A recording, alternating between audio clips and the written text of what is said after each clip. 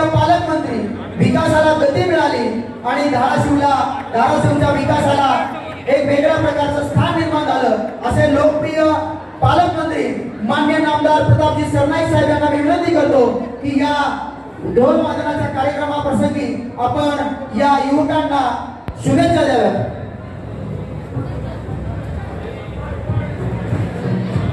आल्या माझ्या हातामध्ये माईक दिला आणि सांगितलं आता तुम्ही काहीतरी बोलायला पाहिजे।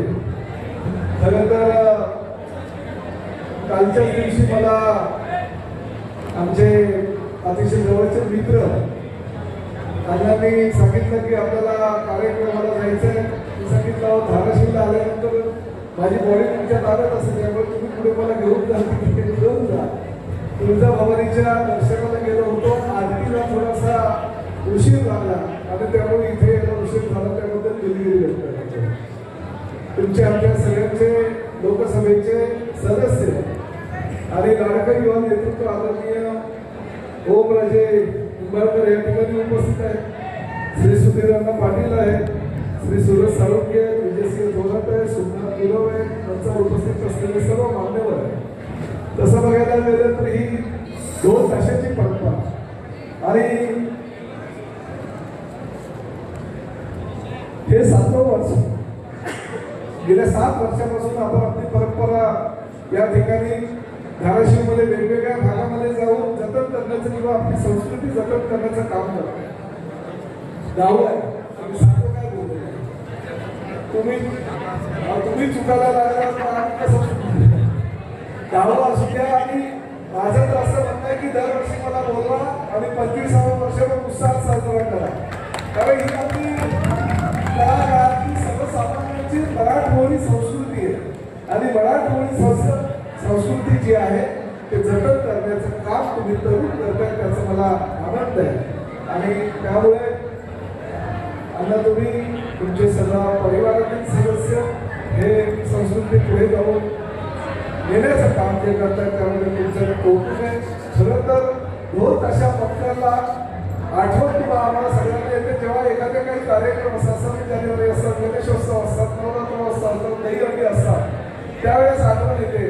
परंतु 2 ताशा वाजवत असताना जी बिचारी पोरं आहेत, ज्या पोरी आहेत, त्यांना प्रॅक्टिस करण्यासाठी जागा उपलब्ध जेव्हा नसते तेव्हा मात्र सगळेजण गप्प असतात। याचं कारण असं आहे की अनेक ठिकाणी आपल्या पोरांना प्रॅक्टिस करण्यासाठी जागा मिळत, थोडासा काय आवाज केला की लोक म्हणतात आमच्या दारामध्ये तुम्ही वाजवू नका।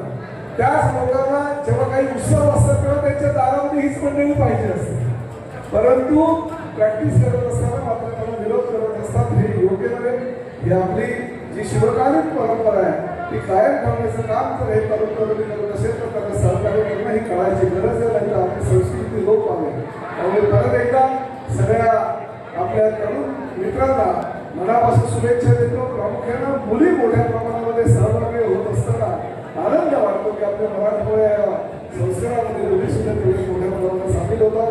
तुम्हाला सगळ्यांना शुभेच्छा देतो। त्यांना 10वं 11वं 12वं असं वर्षानुवर्ष ही परंपरा आपण कायम चालू ठेवावी ही सदिच्छा व्यक्त करतो आणि रजा घेतो। जय हिंद, जय महाराष्ट्र।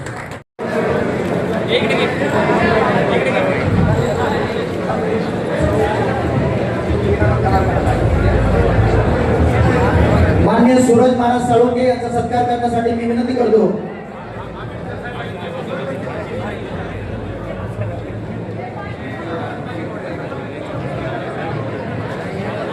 धाराशिव जिल्ह्याचे लोकप्रिय खासदार सन्माननीय ओमराजे निंबाळकर यांचा सत्कार करण्यासाठी मी युवा नेते अभिराम भाया पाटील यांना विनंती करतो। आदित्य भाया पाटील आणि अभिराम भाया पाटील यांनाही विनंती करतो आपण लोकप्रिय सन्माननीय